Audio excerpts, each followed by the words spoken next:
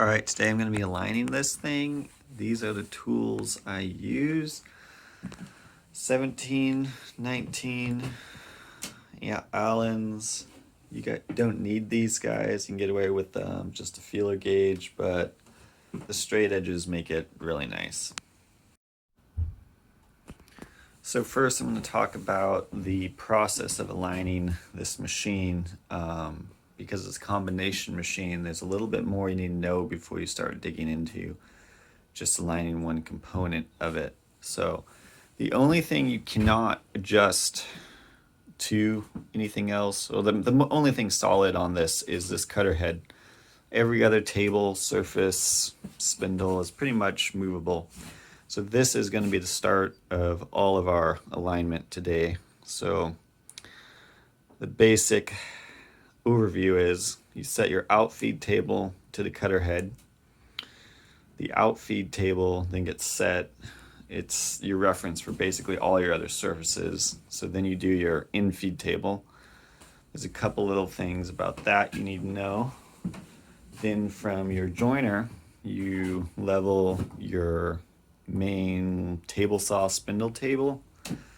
Get that leveled, and then that's your opportunity to also do alignment, because you have a fence referencing off this. You also have a fence here, so that's when you can get that lined up perfectly parallel with your joiner fence.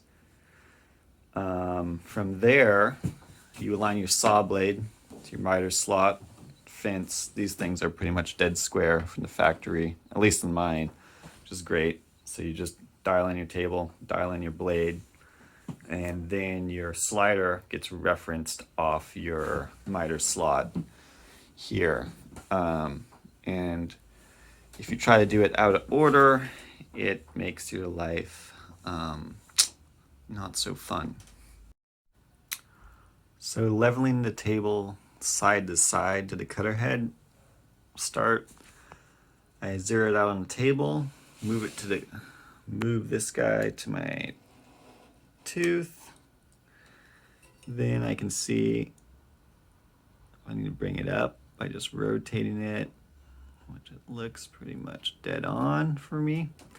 But if I had to, you just use this bolt, basically the same adjustment of raising the whole table on the regular side. You use it to get this side lined up perfectly with your tooth level. Then move this guy across, check it with the far tooth. And the adjustment to get that thing dead level to the cutter head is going to be these two bolts here and here. And I like to adjust it by putting the tension on here, pulling the table down to it, because I find there's a little bit of twist in the table if I don't lock it, and then I align it, then I lock it. Usually it dips the table lower, so I just like to put tension on that all the way through, so it's not so much back and forth in the adjustment process. So I'll move this across and we'll see how close we are. All right, here's the right side, and it looks like I'm good. Which is great, because this, I feel like, is the most time-consuming part of the adjustment. So we'll move on. Okay, so now that we got it close left to right, I just do a quick check, make sure I didn't induce any twists in the table, because I am held by two screws under here. And this is a third point. This acts as one, so you can think of it like a tripod. So if I'm out of alignment on these at all, it'll actually put a twist in this table. So I just go through, put a straight edge corner to corner, check it, and just before I move on, because in this next part, you'll see how that can really come and chase you into the next alignment. Next, we're aligning the infeed table to the outfeed table. I use a straight edge. I put some weight on my reference side, being the outfeed table here. It's just a chunk of Ipe. It's nice and heavy. It's even pressure on that straight edge. And we're going to be starting on the hinge side, and then we'll move to the far side and get it adjusted in. So just for cheap insurance, I put a jack, set up a clamp as a jack on the outside edge. So then I can loosen one of these bolts. You don't really need to do both. It's nice if there's some resistance, so you can just get finer movement when there's still one of these still having some pressure. So I loosen one, and then I'll start fine tuning this table level. As you can see, I got a pretty good gap down here, and it gets smaller, but I still got a little gap under my straight edge here. So I'll start working on this and getting this side aligned. Okay, I got this side dialed in.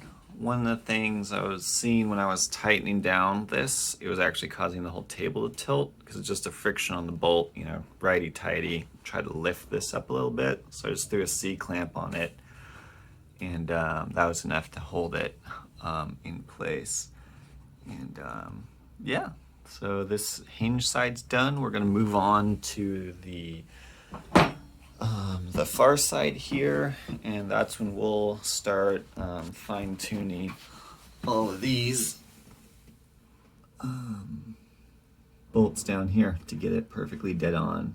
And also I recommend just clamping it, making an adjustment, clamping it, because I found out that the tables sag, you know, particularly once you start running a piece of wood across it. You know, if you put all that pressure out here at this far corner, you know, it's close to your fence, usually in larger boards, that side will tilt down and cause it to not get a straight edge. So some people say don't lock your tables on this unless you're moving them, but I lock them every time. It's not that big of a deal. You don't have to go crazy locking these things in. Just a little snug. Snugging up on that lever, and also just undo it, make an adjustment, reclamp it, because if you leave it clamped, move your depth adjustment over here, it has a tendency to try to, you know, shift your table, and doesn't slide because this puts a lot of pressure on really quickly. All right, I wanted to give you an example of how much these tables move when you tighten this lock. So this is just before I even adjusted it, but just check this out. I'll tighten it. See it close right up. So yeah, just keep that in mind when you want to run something across real quick, unclamped. It doesn't work out.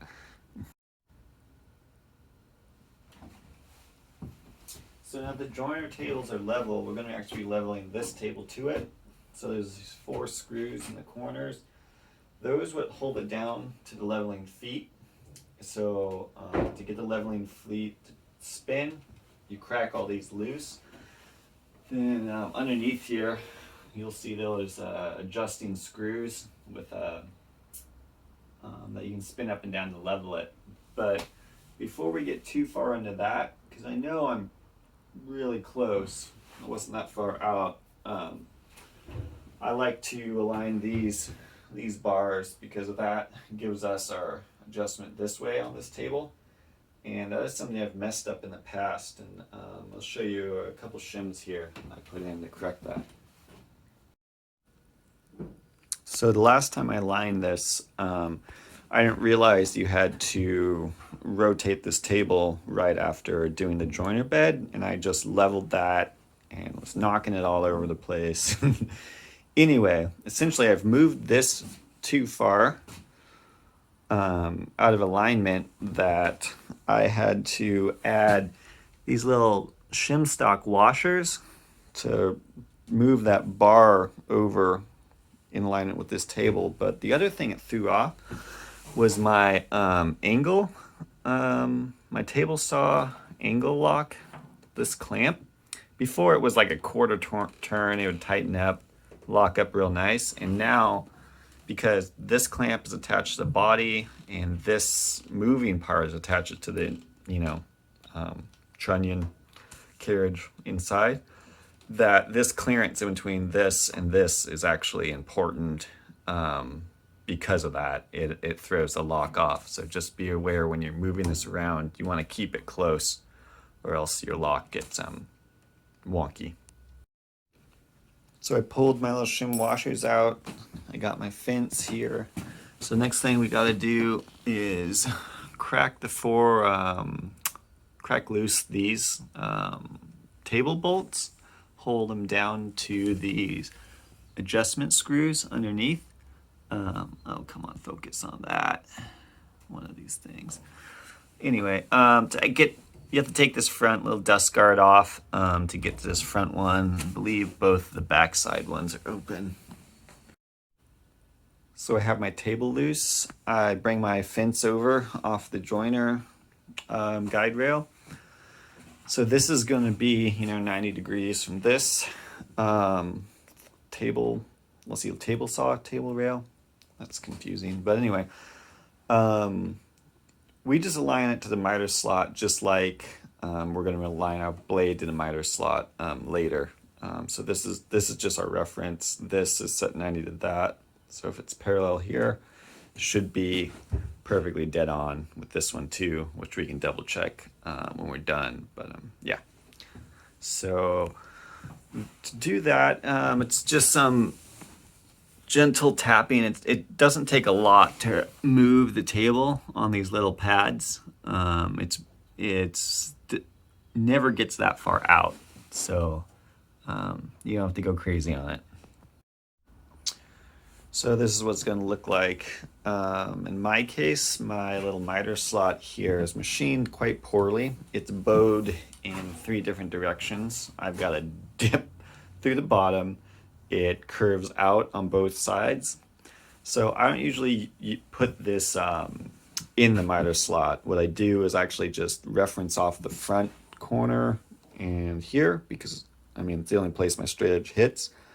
Then I usually just put some tension on it as I push this in, check one end, check the other, tap, or you can just get a little something, get a little pry here, but it's usually a couple taps and this thing comes right into alignment again. All right, so after we get that in good shape, we can just pop it loose from here,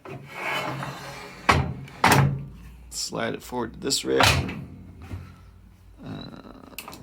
get it clamped, and then just double check that, make sure it's running true. There really shouldn't be anything, but it never hurts to check.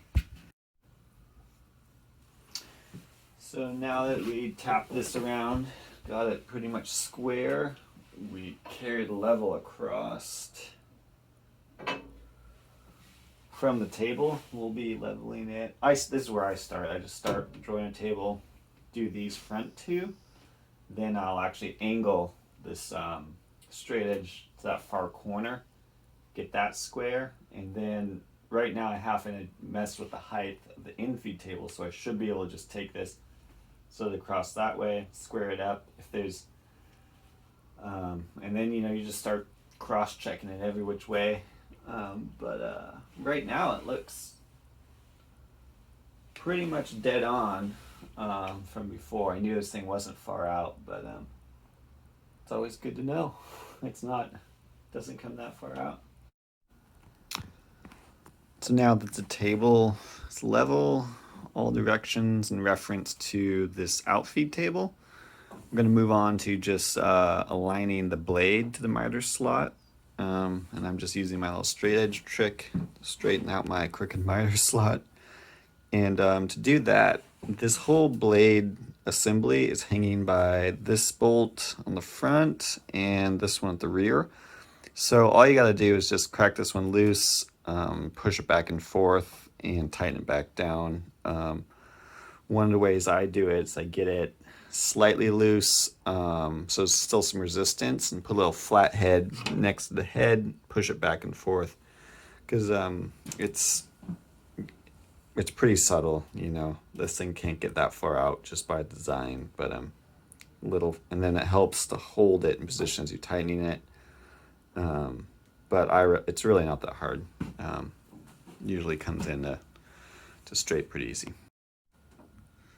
So after getting the blade aligned to the miter slot, the next thing is aligning the table.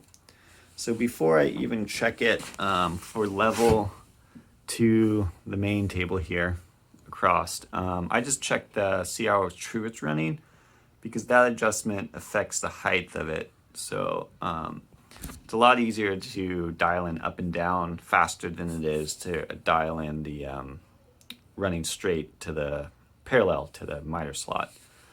So I just give it a check. This is my setup with the straight edge stuck in. I didn't go over this before, but it just has that lip that drops it down into the miter slot. So I have a straight reference because that slot's a little wallered out. And this is my setup. A little wedge, tilt that thing down so it's running on the rail. And that works great. Gets it plenty accurate.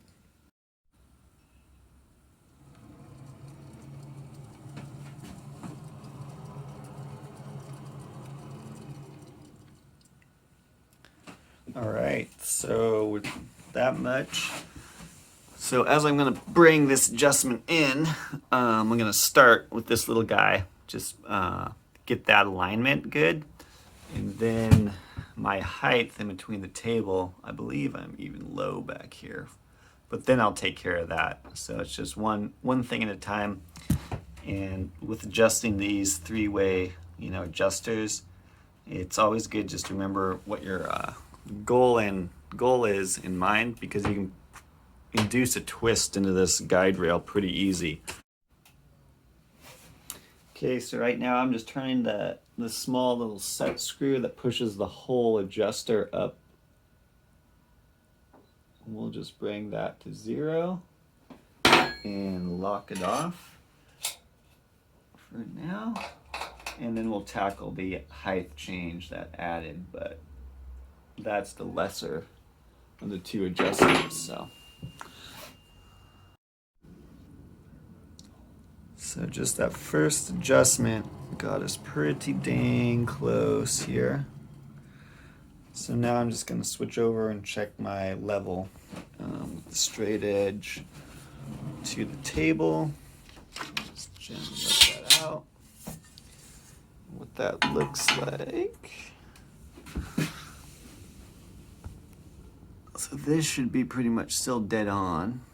I got the outside of my tables a hair high, because I've got a gap at this joint,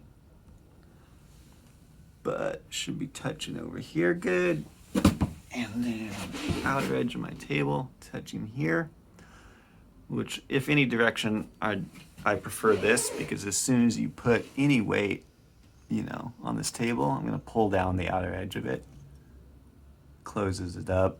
It doesn't take a lot of weight to deflect this style of rail. So I'm gonna call that good for this end. We'll check the other side.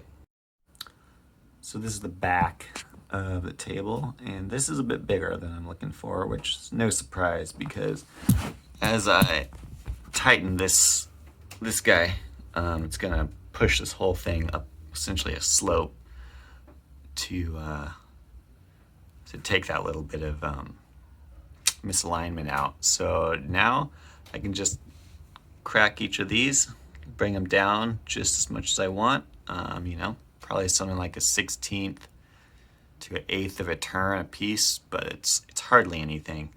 And tighten it all back down. And one thing to be aware of when you have, this is a perfect example, have the table sitting here, this hangout will pull the whole rail this way when both these are loose.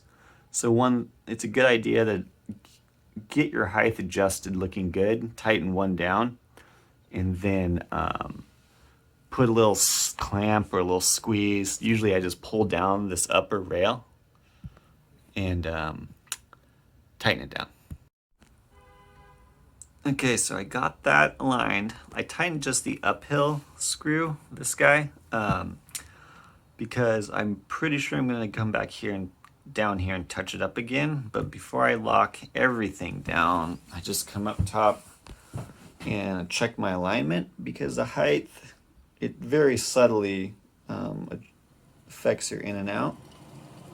So we're just coming back up here, checking it out. And yeah, that's about what I usually see with this. So now we can just dial this back in and go from there. And each of these adjustments, you see it roughly cuts it in half. So we were 10 out, the first, now we're below 5. So this next adjustment, it's going to pretty much bring it into within reason, with this older style slider, and no support leg, what do they call that? Like telescoping support. This is about as good as you can ask of this style, because it deflects pretty easy. I'm sure you could look down if I pull on it, or if I slid this to the end, you'd see this rod sagging. So it's good, it's not great.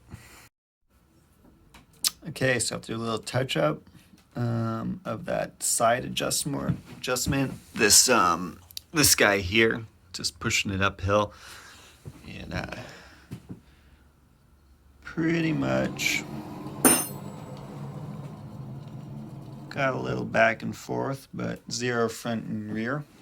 And one of the reasons why this dips in the center is because this side of the box and this side of the box are not perfectly parallel. So as you tighten these to it, it puts a very slight bow in, which isn't it's not that bad of a thing, because it starts to take up some of the sag on the unsupported areas. And that dip in the middle, I've noticed it doesn't really affect cuts. It's just kind of, you can see it on this, but I haven't had it affect my woodworking in any bad way. And I could remove it, but I just decided, it's not doing anything bad. So yeah, I just left that little cup in the rail, and it's all good. So now that we're done with our sliding table, there's the last few adjustments are getting your blade 90, which this shouldn't be too far out. The adjust stop for that is right underneath here. There's this whole part of the saw that moves, and behind the shield we removed earlier to get to this adjustment screw, this is your 90-degree stop, and then over here on the other side, this is your 45-degree stop. That's pretty straightforward. Loosen it, tighten it, check it with your little square, and that's that. Okay, so after getting your 90 and 45 degrees on your blade, good to go. That is most of it. I've never gone through the alignment of the mortiser. I don't know how much there is to adjust on that. Oh, my Allen's still in here. Don't want to forget that. But soon I should have a project I'll be using this, so I'll go through that too. And the other thing I want to talk about is my zero clearance insert for the saw. I haven't really seen many designs or homemade ones that fit the way this one, as well as the factory one did. I didn't want to go through a bunch of wood stuff to make this, so I just saw this little profile, realized that if I made a piece of wood that shape, it would slide right in. So that's that, and I can rip a bunch of the stock and then as needed slip one in, make one for 45 degrees or whatever I need. So it just slides right into the end here, and then it is held in place by the actual table, and then the splitter there keeps the back end apart because it is separate, it's completely slit. But it works great so far. This one I've been on for 3-4 months. It's starting to get a little wide up there, so about to make some more. Yeah, that's about all I have on lining this thing. For the cross-cut fence, I usually just use the 5-cut method. It's pretty fun.